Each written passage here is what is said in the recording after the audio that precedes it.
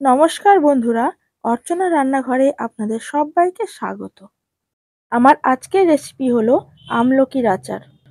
সর্দি কাশির জন্য ভীষণ উপকার এই আচারটা, আর বানানোও খুব সহজ। তাহলে চলুন দেখে নিই রেসিপিটি।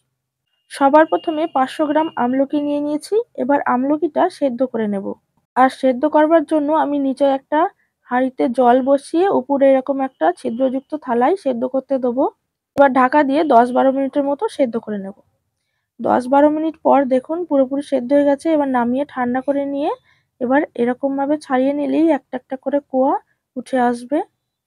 সবগুলোকে একই রকমভাবে ছাড়িয়ে নেব। এরপর একটা মশলা তৈরি করে নেব।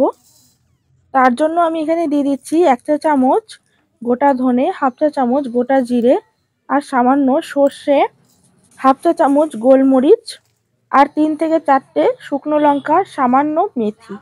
এবার মশলাটা ভেজে নেব।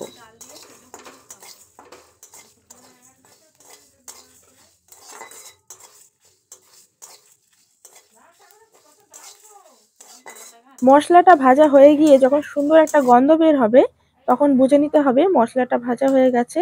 এবার এটাকে নামিয়ে নেব। এবার আমি শিলনোড়ায় মশলাটা গুঁড়ো করে নিচ্ছি।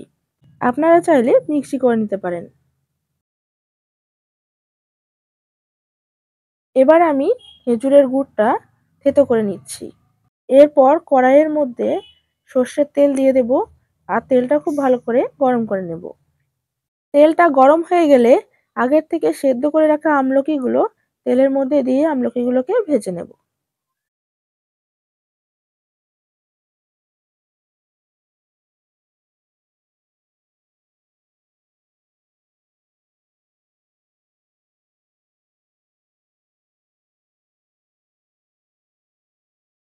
আমলকিগুলোকে ভেজে নিয়েছি। এখন এর মধ্যে দিয়ে দেব স্বাদ অনুযায়ী নুন, আর দিয়ে দিচ্ছি 1/2 চা চামচ হলুদ গুঁড়ো।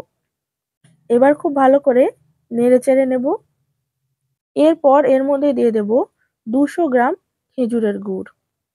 এবার গুড়ের সাথে আমলকিটা খুব ভালো করে নেড়ে নিতে হবে যতক্ষণ না গুড়টা গলে যাচ্ছে।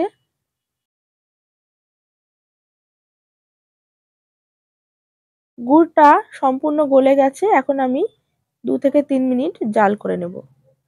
আর এই সময় সামান্য হিং আমি এর মধ্যে দিয়ে দিলাম।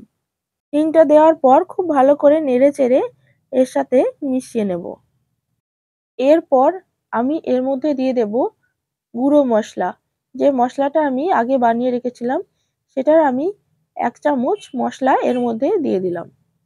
এবার খুব ভালো করে নেড়ে চেড়ে নিয়ে 1.5 থেকে 2 মিনিট জাল করে নেব। 2 মিনিট পর গুড়ের রংটা চেঞ্জ হয়ে গেলে এর মধ্যে দিয়ে দেব 1 চা চামচ ভিনিগার। ভিনিগারটা দিলে আচারটা অনেক দিন ভালো থাকবে। এবার খুব ভালো করে নেড়ে চেড়ে ভিনিগারটা আচারের সাথে মিশিয়ে নেব।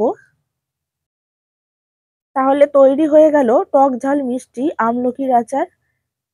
এবার আমলকির আচারটা নামিয়ে নেব। আমার আজকের রেসিপিটা যদি আপনাদের ভালো লাগে তাহলে লাইক শেয়ার করে দেবেন এবং কমেন্ট করে জানাবেন রেসিপিটা আপনাদের কেমন লেগেছে। যদি ভালো লাগে তাহলে বাড়িতে আপনারা অবশ্যই বানিয়ে দেখবেন। চ্যানেলে নতুন বন্ধু হয়ে থাকলে চ্যানেলটি সাবস্ক্রাইব করে পাশে থাকার অনুরোধ রইল। দেখা হবে পরের কোনো ভিডিওতে। ভালো থাকবেন, সুস্থ থাকবেন।